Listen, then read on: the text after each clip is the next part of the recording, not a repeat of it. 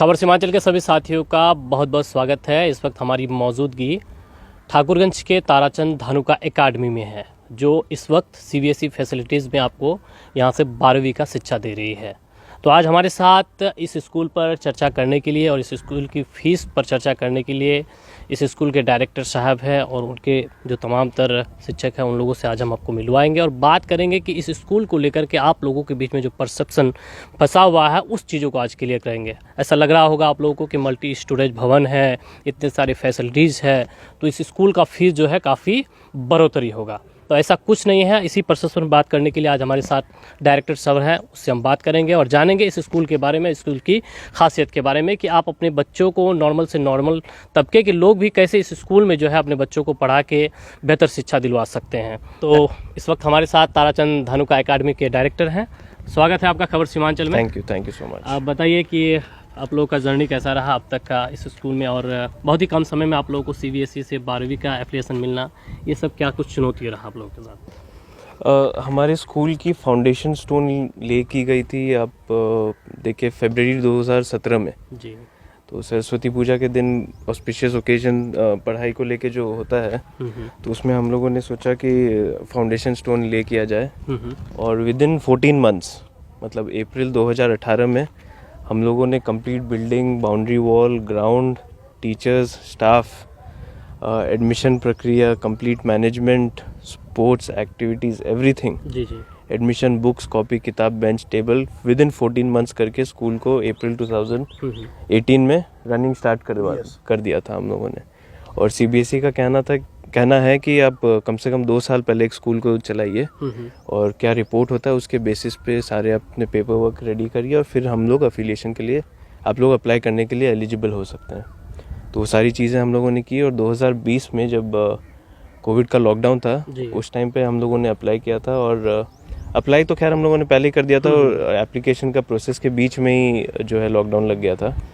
लेकिन मुझे याद है अप्रैल 2020 के लॉकडाउन के बीच में जब टुवर्ड्स दी एंड मिनिस्ट्रीज़ खुली दिल्ली में, तब उस महीने पूरे इंडिया में 3 स्कूल्स को, नए स्कूल्स को सीबीएसई एफिलिएशन मिला था। एक एमपी में, एक झारखंड में और एक ताराचंद धानुका एकेडमी को। तो सारे पेपर वर्क हम लोग के क्योंकि फुल्ली एक्यूरेट थे, तो कहीं पे कोई पिन पॉइंट करने या कोई डबल वेरिफिकेशन, डबल इंस्पेक्शन की कोई बात ही नहीं आई। जी।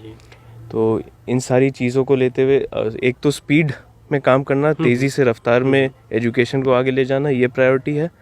प्लस ये कि अगर हम लोग बच्चों को शिक्षित कर रहे हैं और उनको सिखा रहे हैं कि ईमानदार सिटीज़न बनना चाहिए, सच के रास्ते में चलना चाहिए, डिसिप्लिन रहना चाहिए, और अगर मुझ में खुद कुछ गलत है, मेरे स्कूल में, मेरे कागज़ वर्क में कहीं कुछ गलत है, तब मैं क्या सिखाऊंगा? बिल्कुल। Then I am a hypocrite.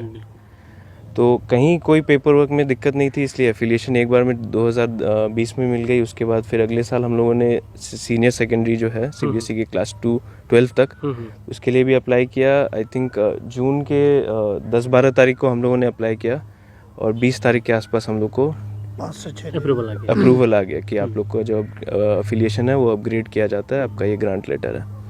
But उस एप्लीकेशन से पहले भी हमारे पास ये सवाल आया था कि आर्ट्स, कॉमर्स और साइंस जो 3 स्ट्रीम्स है उसमें हम लोग तीनों पे जाएं या नहीं जाएं। सीबीएसई का देखिए नियम ये है कि जो साइंस स्ट्रीम होता है उस स्कूल को फिजिक्स, केमिस्ट्री और बायोलॉजी तीनों के सेपरेट लैब्स चाहिए और हर लैब का मिनिमम साइज होना चाहिए 700 स्क्वायर फीट। तो सीबीएसई के जो एफिलिएशन बायलॉज है उसमें है। जी। तो ऐसे तो हम लोग चाहते तो इस करंट बिल्डिंग में भी हम लोग के पास इनफ स्कोप था, क्लासरूम्स को पार्टीशन करके, बड़े बड़े हॉल्स को पार्टीशन करके हम लोग वो लैब्स बना सकते थे। बट क्योंकि वो सिस्टमेटिकली प्लीजिंग नहीं लग रहा था, फिर उसमें कुछ क्लासरूम्स छोटे हो जाते हैं। बट फिर भी अभी जो हमारे क्लासरूम्स है, it is all based on CBSE norms. सारे क्लासरूम्स 500 स्क्वायर फीट से बड़े हैं, हर क्लासरूम में 2 दरवाजे हैं, so that in case of emergency let's say we have to evacuate students, तो 2 दरवाजे उस मद्देनज़र से दी जाती है। एवरीथिंग राइट फ्रॉम सीढ़ी की जो हाइट होनी चाहिए और चौड़ाई होनी चाहिए, डेप्थ होनी चाहिए, everything is based on CBSE norms, each and everything, fire safety, water safety, building safety. तो सारी चीज़ों को लेके हमने किया। और फिर साइंस की एफिलिएशन की जब बात आई तो हम लोगों ने कहा कि अभी एक बार रुकते हैं, आर्ट्स और कॉमर्स स्टार्ट करते हैं। जब हम लोग नई बिल्डिंग बनाएंगे तब proper state of the art physics chemistry biology labs ऐसी बनाएंगे जो आज तक मेरे ख्याल से कमिश्नरी में नहीं बनी।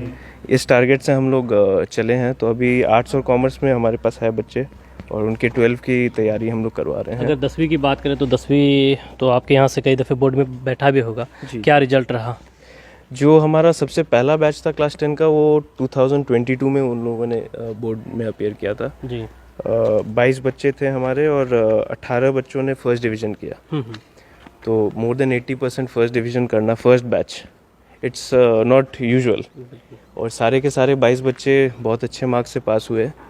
और अब मानेंगे नहीं, उनमें जो बच्चे थे हमारे पास जो क्लास 7-8 में आए थे हम लोग के पास 2018-19 में, ऐसे बच्चे थे जिनको एक लाइन इंग्लिश भी आप पढ़ने बोल देंगे तो 5 बार रुक के वो पढ़ेगा, या x+x और x के बीच में अंतर नहीं जानता, x² और 2x उनको लगता था सेम है।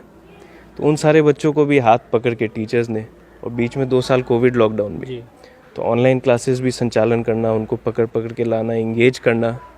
और ये नहीं कि बच्चे क्लास आके फिर पेरेंट्स से छुप के फोर्टनाइट खेलने चल जाते थे, वो सारी चीज़ें भी बहुत सारी थी। तो सब चीज़ को लेते हुए, सबका एक स्ट्रैटेजी बनाते हुए कि अगर बच्चे को इंगेज करना है ऑनलाइन क्लासेस में तो कैसे किया जाए कि बच्चे कोई और ऐप नहीं खोल ले।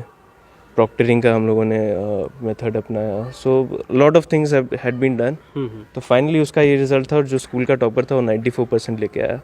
और जो हम लोग का बिहार झारखंड का जो जोन है CBSE का, इसमें जितने भी स्कूल्स हैं उस ईयर 97 पॉइंट समथिंग स्कूल्स का टोटल पास परसेंटेज था। सो आई थिंक जो 2 पॉइंट समथिंग स्कूल्स थे, top 2 point something schools in Bihar Jharkhand जिनका 100% पास रिजल्ट था, उनमें से एक TDA था। और फर्स्ट बैच के साथ 100% पास रिजल्ट यूजुअली कोई स्कूल देखता नहीं है। तो ये सारी अचीवमेंट्स है, सुन के कभी ताजुब भी लगता है कि कैसे हो गया है सब। कभी कभी हमारे जो ट्रस्ट के सेक्रेटरी है, मेरे पिताजी भी लगेंगे, गोपाल सर, वो भी कभी कभी हम लोग बैठते हैं जब स्कूल की कुछ रणनीतियाँ तैयार करने में, और फिर जब डिस्कशंस हो जाती है लास्ट में हम लोग बैठ के, वो खुद भी बोलते हैं कैसे स्कूल इतना आगे बन गया, कैसे इतना बड़ा बिल्डिंग बन गया, कैसे हम लोग कर लिए, सोचे नहीं थे इतना हो जाएगा, ये हो जाएगा, वो हो जाएगा। चलिए, आप बड़ी बिल्डिंग की बातें किए, और जिस इलाके में स्कूल है उस इलाके में जो है उस तरह का लोग एफर्ट नहीं कर पा रहे हैं। लोगों को लग रहा है कि बड़ी सी बिल्डिंग है, इतनी सारी गाड़ियाँ हैं, बहुत सारी फैसिलिटीज़ है स्कूल में, कितना सारा फीस होगा। राइट। जो भी आप इंफ्रास्ट्रक्चर और टीचर्स क्वालिटी देख रहे हैं हमारे पास, सारे B.Ed teachers, DLED teachers with salaries from 20,000 and above, 30, 40, 50,000 तक के टीचर्स। तो ये सारी चीज़ें जो है, यही अगर सिलीगुड़ी या किसी एरिया में होते तो फीस हम लोग का है उससे 4 गुना ज़्यादा होता। लेकिन right from the day one chairman sir जो हमारे हैं ताराचंद जी, और सेक्रेटरी सर गोपाल सर, उनका यही रहा है कि भले स्कूल को बहुत लेट तक ट्रस्ट ही फंड करे, वो मंजूर है, बट जो फीस स्ट्रक्चर होना चाहिए वो यहाँ, क्योंकि स्कूल ठाकुरगंज में खुली है तो ठाकुरगंज के लोगों के लिए होना चाहिए, बिल्कुल। ना कि लोगों से स्कूल, स्कूल से लोग। तो कीपिंग दैट इन माइंड, जो फीस स्ट्रक्चर है, अब जैसे आप देखेंगे नर्सरी में सबसे नीचे जो क्लास है उसका मंथली फीस है सिर्फ मात्र 1300 रुपये, मात्र 1300 रुपये, सिर्फ 1300 रुपये। और जो सबसे सीनियर 11-12 क्लास है उसमें 3000 रुपीज़। इससे ज़्यादा आप बाहर में अगर पर सब्जेक्ट का ट्यूशन भी लेंगे तो इससे ज़्यादा हो जाएगा। और सारी फैसिलिटीज़ है, स्मार्ट क्लासेस है, को करिकुलर एक्टिविटीज़ है, स्पोर्ट्स, साइंस के कंपोजिट लैब, कंप्यूटर की लैब, लाइब्रेरी। वो तो खैर अब जितना हम लोगों ने बताया, लोगों को एडवर्टाइज़ किया, तो फैसिलिटीज़ तो सब जान ही रहे हैं। जी बिल्कुल। बट ये बताना है लोगों को कि फ़ीस जो है वो आपके स्टैंडर्ड्स और ठाकुरगंज के स्टैंडर्ड्स के ही अकॉर्डिंग है। मैं मानता हूँ कि बिल्डिंग को देख के और सारी चीज़ों को देख के एक परसेप्शन क्रिएट होता है कि बहुत महंगा होगा, ये ऐसा होगा, वैसा होगा, बट वैसा नहीं है। आप लोग आइए, स्कूल विजिट कीजिए, देखिए, जो एक्चुअल्स है उस पर फोकस कीजिए। अब दूसरे स्कूल्स का नाम नहीं लूँगा, कुछ एक ठाकुरगंज में स्कूल्स है, या तो CBSE का एफिलिएशन कहते हैं अपटेंड है, लेकिन उनके पेपर वर्क में आप देखेंगे तो गड्ढा ज़्यादा और रोड कम मिलेगा, उस टाइप का उनका पेपर वर्क है। कहते हैं वो अपने आप को +2 के साइंस एफिलिएटेड स्कूल भी, बट जो क्लास 10 के हिसाब से कंपोजिट साइंस लैब होना चाहिए था वो भी उनके पास नहीं है। जिस साइज़ का होना चाहिए क्लासरूम, जिस टाइप का वेंटिलेशन होना चाहिए, जिस टाइप के लैब्स होने चाहिए, जिस टाइप के टीचर्स होने चाहिए, nothing of that kind. But still आज उनकी जांच हो जाए तो फिर स्कूल बंद बंद के कगार पर चले तो जाए। यहाँ पे अगर लोकल बच्चे की बात करें तो लोकेलिटी में बच्चे कितने आपके स्कूल में लगभग मूव करते हैं? लोकेलिटी का एग्जैक्टली डिटेल्स वैसे हम लोग बाइफर्केशन में नहीं देखते, बट टोटल हम लोग के पास आज के डेट में स्ट्रेंथ 400 स्टूडेंट्स है। 400। हाँ, इसमें हॉस्टल के भी कुछ बच्चे हैं, बाकी आसपास के बच्चे भी काफ़ी है। और जैसा मैं कह रहा था, कुछ ठाकुरगंज में जो स्कूल्स है, कुछ है जो अपने आप को सीबीएसई स्कूल बताते हैं, जिनका एक्चुअल में कोई अस्तित्व नहीं है। टीचर्स को ना सैलरी ऑन टाइम मिलता है, टीचर्स का ना क्वालिटी है, ना बीएड है, ना पेपर्स कुछ है। और कई एक और भी स्कूल है जिनका फ़ीस हम लोग से कई ज़्यादा है, बट वहाँ के प्रिंसिपल जो है वो जहाँ पहले पढ़ाते थे क्लास 1-2 में पढ़ाते थे, और इधर आके सीधा प्रिंसिपल बन गए। अब उनके family members he I think school में टीचर्स है, ना बीएड है ना कुछ है। कुछ टीचर्स उनके शायद क्लास 11-12 पास आउट टीचर्स है, जिनका ग्रेजुएशन भी नहीं है, और नेपाल से और हिल से आके टीचर्स बन गए। आपके यहाँ हॉस्टल फैसिलिटीज़ की जो बातें की आप, तो हॉस्टल फैसिलिटीज़ में क्या फ़ीस है? हॉस्टल के लिए पूरा सालाना ₹1 लाख है, तो उसी में जो इवनिंग कोचिंग, एक्स्ट्रा खाना पीना, रहना, मॉर्निंग कोचिंग, स्पोर्ट्स, हॉस्टल की जो लेवल पे है वो कवर हो जाती है। अच्छा अच्छा जी। तो अभी फ़िलहाल आप लोगों के पास जो एडमिशन, मार्च का महीना चल रहा है, मार्च के बाद आप लोगों का शायद एडमिशन स्टार्ट ही हो जाएगा। तो इलाके के लोगों के लिए क्या कुछ संदेश है या फिर क्या कुछ छूट है? राइट, इस पॉइंट पे मैं कहूँगा कि ठाकुरगंज में और आसपास के एरिया में एजुकेशन को लेके जो मिस इन्फॉर्मेशन है, जैसे बहुत दफ़ा मुझे लोग बोलते हैं कि मेरा बच्चा तो अप्रैल से आएगा, मैं दिसंबर में एडमिशन क्यों कराऊँ, फिर मुझे जनवरी, फरवरी, मार्च का फ़ीस देना पड़ेगा। वैसा कुछ नहीं है। I mean this is it doesn't make any sense. तो अब आप बाहर कहीं पे भी देखेंगे, सिलीगुड़ी वगैरह के स्कूल्स में तो दिसंबर तक एडमिशन क्लोज हो जाता है। तो स्कूल को 3 महीना मिल जाता है आगे का प्लानिंग करने के लिए, कि ठीक है इतने बच्चे बढ़ रहे हैं तो इतनी व्हीकल्स हमें बढ़ानी पड़ेंगी, इतने टीचर्स बढ़ाने पड़ेंगे, इतने सेक्शंस बढ़ाने पड़ेंगे। वो हम लोग को यहाँ पे वो एडवांटेज नहीं मिल पाता, क्योंकि यहाँ पे होता क्या, मार्च के बाद जो है लोग जागते हैं कि ठीक है अब चलो एडमिशन कराया जाए। तो वो गलत है। अगर आप नेक्स्ट सेशन के लिए एडमिशन करा रहे हैं, अप्रैल वाले सेशन के लिए एडमिशन करा रहे हैं, तो भले आप सितंबर पिछले साल में कराए हो, आपका बच्चा अगर अप्रैल से आएगा तो फीस तो अप्रैल से ही लगना है। बिल्कुल। और जितनी जल्दी आप करा लेंगे, स्कूल को भी उतनी एडवांटेज मिलेगी कि आपके पर्टिकुलर बच्चे और नंबर्स के हिसाब से हम लोग प्लानिंग कर सके आगे। तो ये सारी हम लोगों चीज़ें को 110 एडमिशन हो चुका है इस वर्ष। करेक्ट। इस वर्ष अभी तक 110 एडमिशन हो चुका है। टोटल लगभग 512-13 स्टूडेंट हो चुके हैं। और अभी और जैसे 31 बच्चे हमारे इस बार वापस क्लास 10 के बोर्ड्स में अपीयर किए हैं इस बार वापस। और इस बार डिफरेंट सेट ऑफ चैलेंजेस थे। उनमें से एक बच्चा हम लोग का ऐसा भी था जो जिसको कोई और स्कूल एक्सेप्ट नहीं कर रहा था, because of some disabilities, some challenges that the child was facing. कोई और स्कूल उसको एक्सेप्ट नहीं कर रहा था, बट वो शुरू से हम लोग के साथ था। और उसका रिजल्ट भी इस बार हम लोग देखने के लिए बहुत। तो आप स्पोर्ट्स को लेकर भी बात करें तो आप लोग क्या जिला स्तरीय या फिर राज्य स्तरीय इस तरह का कुछ स्टूडेंटों को ये करते हैं?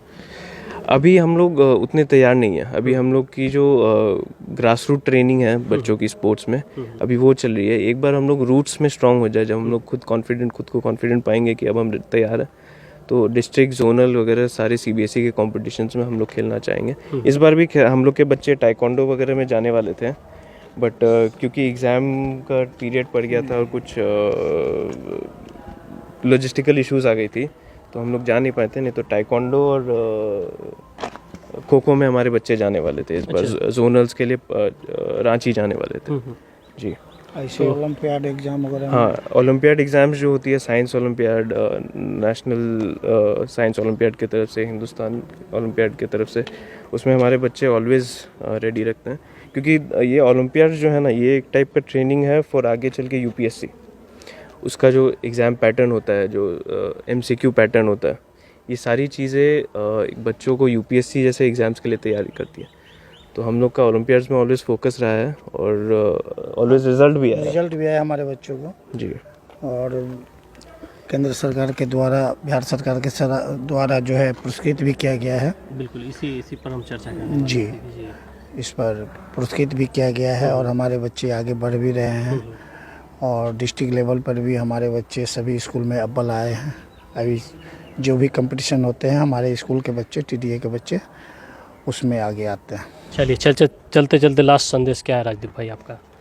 संदेश यही है कि ठाकुरगंज को जो हम लोगों ने इस ट्रस्ट ने स्कूल दिया है, ठाकुरगंज का अगर लिटरेसी रेट का आप डेटा देखेंगे, राइट फ्रॉम 2005-6 जब जस्टिस सच्चर कमेटी ने रिपोर्ट दिया था कि किशनगंज ज़िला जो है हिंदुस्तान के सबसे backward in terms of literacy के टॉप 50 में था, 37th रैंक में, अभी भी कुछ 30s में ही है। और आज के डेट में किशनगंज ज़िला का है लिटरेसी रेट 55%, जो पिछले सेंसस का रिपोर्ट था, और 55% के अंदर ठाकुरगंज का 51% है, और जबकि नेशनल एवरेज आपको 74% है। तो ठाकुरगंज नेशनल एवरेज जो लिटरेसी रेट है उससे कहीं नीचे है, और बिहार का 64% है, उससे भी नीचे है। किशनगंज का 55% है, उससे भी नीचे है ठाकुरगंज। तो इन सारी चीज़ों को देख के चेयरमैन सर जो हमारे हैं, जिनके नाम पे स्कूल है, ताराचंद जी, उन्होंने कहा कि नहीं, इस एरिया को सोशल वर्क ही नहीं, एजुकेशन भी चाहिए। बिल्कुल। और जो यहाँ लोग हैं सबके हिसाब से किया गया, fees structure, facilities, everything. But जो ठाकुरगंज से हम लोग को आना चाहिए रिस्पॉन्स, उसमें हम लोग को कहीं कमी महसूस होती है कि अब जो अदर स्कूल्स है जिनका कोई वजूद नहीं होना चाहिए, जिनका कोई पेपर वर्क नहीं है, जिनका पेपर का वैल्यू नहीं है, या फिर कुछ यहाँ के लोकल पेरेंट्स हैं जो अपने बच्चों को इस्लामपुर भेजते हैं, सिलीगुड़ी भेजते हैं, जो इस्लामपुर और बिधाननगर जैसे स्कूल्स में जाते हैं बच्चे डेली अप डाउन। तो डेली बच्चा तो ट्रैवल करके जब थक हार के घर आएगा तो सेल्फ स्टडी क्या करेगा? आप भले एक बच्चे को क्लासेस में आइंस्टाइन से पढ़वा लीजिए और ट्यूशन रविंद्रनाथ टैगोर से दिलवा लीजिए, जब तक वो बच्चा खुद घर में बैठ के सेल्फ स्टडी नहीं कर पाएगा, तब तक वो बच्चा प्रोग्रेस नहीं कर पाएगा academically. So these are things that people need to understand. और एजुकेशन में इन्वेस्ट करना पड़ेगा लोगों को। यहाँ पे होता क्या है, ज़मीन, घर, मकान, इन चीज़ों में लोग इन्वेस्ट करना चाहते हैं कि मैं इतना ज़मीन लूँगा, इतना तोल मुलाई कर लूँगा, इतना अपने बच्चों के लिए रख दूँगा। But that is not the right investment that your child needs right now. आज के डेट में आप एजुकेशन में जो लगाएंगे, उसके अपने बच्चों के एजुकेशन में, और आप सिंसियरली आप और आपके बच्चे अगर उसमें ऑनेस्टली पढ़ाई करेंगे, तो वो इन्वेस्टमेंट आपको 10 गुना 100 गुना ज़्यादा मल्टीप्लाई होके मिलेगा। Education is an investment. ये लोगों को मेंटालिटी चेंज करना पड़ेगा। उनको लगता है कि एजुकेशन है, कहीं पे भी नाम लिखा देंगे हो जाएगा। वैसा नहीं होता। आपको एज गार्जियन, अब जो बड़े शहर हैं वहाँ पे क्यों ज़्यादा प्रोग्रेस होता है? क्योंकि पेरेंट्स एक सब्जेक्ट के, एक बच्चे के पेरेंट्स टीचर से कांटेक्ट में रहते हैं कि मेरा बच्चा का ये सवाल का क्या आंसर होगा, ये बताइए आप मुझे। तब वो बच्चे जाके मुंबई के बच्चे, दिल्ली के बच्चे आगे नाम करते हैं, क्योंकि यहाँ पे हम लोग के पेरेंट्स वो फोकस नहीं दे पा रहे, इसलिए हम लोग के यहाँ वो प्रोग्रेस नहीं हो रहा। और गवर्नमेंट स्कूल्स का जो हाल है वो सब जानते हैं, वो किसी से छुपा हुआ नहीं है। बाकी जो अदर प्राइवेट स्कूल्स है, मुझे नहीं लगता कोई एजुकेशन को सीरियसली ले रहा। दुर्भाग्य की बात है, बिजनेस की तरह यूज़ कर रहा है, और बिजनेस भी उनका चल नहीं रहा, टू बी वेरी ऑनेस्ट। और हेल्थ कैंप, एसएसबी के साथ रेगुलर ऑर्गेनाइजेशंस जैसे आर्म्स शो वगैरह, ये सारी चीज़ें, आई कैंप वगैरह, सारी चीज़ें हम लोग के यहाँ ऑलराउंड के तरफ से होती रहती है। तो यही कहना है ठाकुरगंज के लोगों को कि एजुकेशन के लिए आपको जागना पड़ेगा। जब तक एजुकेशन को आप लोग सीरियसली नहीं लेंगे, एजुकेशन में इन्वेस्ट नहीं करेंगे, तब तक ठाकुरगंज हम लोग का सैडली आगे नहीं बढ़ पाएगा। देखिए, एक छोटा सा सामान भी आदमी खरीदता है तो 5 बार उसको देखता है। आलू खरीदता है या बैगन खरीदता है या कोई भी सामान खरीदता है तो 5 बार उसको देखता है ये सही है या नहीं है। तो हम तो अपने बच्चे का भविष्य खरीदने जा रहे हैं, हम अपने बच्चे को भविष्य देखना चाहता है, तो मुझे देखना होगा ये किस विद्यालय में किस तरह का टीचर्स हैं, पढ़ाई कैसी हो रही है, वहाँ का इन्वायरमेंट क्या है। तो जब तक गार्जियन ये नहीं सोचेंगे और इस पर नहीं करेंगे, चलो भाई कहीं नाम लिखा दिया, तो ऐसा नहीं होता है। बच्चे के भविष्य के बारे में चिंतित होना पड़ेगा, बच्चे के भविष्य के बारे में सोचना होगा, तब जाके हम अपने बच्चे का और समाज का और देश का निर्माण कर सकते हैं। मैं इनवाइट करता हूँ ठाकुरगंज के सभी लोगों को कि आप आएँ, स्कूल देखें, स्कूल के अंदर के स्ट्रक्चर्स, इंफ्रास्ट्रक्चर को देखिए, टीचर्स से मिले, बात करें, जो भी सवाल है उनका क्लैरिटी लीजिए। क्लैरिटी लेने के बाद फिर आप एक इन्फॉर्म डिसीजन में लाइए कि ठीक है, यहाँ 5 स्कूल्स है या मेरे पास 10 स्कूल का ऑप्शन है, मेरे पास सिलीगुड़ी का ऑप्शन है, मेरे पास कोलकाता दिल्ली का ऑप्शन है। सारे ऑप्शंस को इवैल्यूएट करें, क्या ड्रॉबैक्स है, क्या बेनिफिट्स है, उसके बाद एक डिसीजन लीजिए। ये नहीं कि किसी भी रैंडम स्कूल में चले गए। ठाकुरगंज TDA को भी एक रैंडम स्कूल बना के यहाँ पे मत आइए। आप 5 स्कूल को देख के आके फिर TDA का मन बनाए, उसके बाद आपको जो फाइनल डिसीजन लेना है तब ले।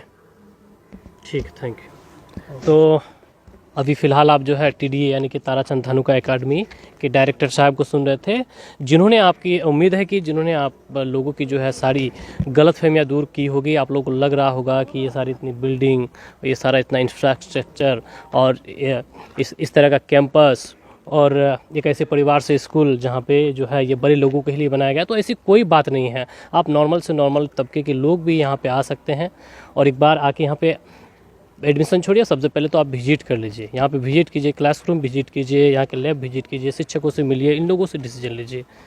4, 5 नहीं 10 स्कूल घूमिए, उसके बाद आके आप डिसीजन लीजिए। इन लोगों का साफ सीधा कहना है। हालांकि पिछले 6 सालों से ये स्कूल काफ़ी उन्नति की राह पे है और यहाँ पर जो शिक्षा की क्वालिटी की है, हालांकि अगर हम लोग अपनी तरफ से भी देखें तो बहुत बेहतर है, क्योंकि हमारे भी कई सारे दोस्त के बच्चे जो हैं यहाँ पे कई सालों से एडमिशन लिए हुए पढ़ रहे हैं।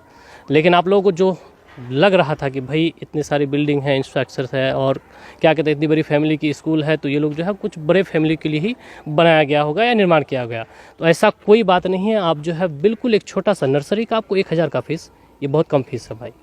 और आपको अगर आपका बच्चा 12वीं तक है तो उसके लिए 3000 फीस, तो इतनी छोटी सी फीस आप आराम से अफोर्ड कर सकते हैं। और एक बार आइए, विजिट कीजिए, हो सकता है कि उन लोगों की तरफ से इस सेशन में अगर कुछ इस तरह का छूट भी मिले तो आप उसका भी मजा ले सकते हैं। तो फ़िलहाल के लिए इतना ही, फिर कभी इस स्कूल में अगर कोई प्रोग्राम होगा, किसी तरह का कुछ होगा, तो फिर हम आपको यहाँ से दिखाएंगे।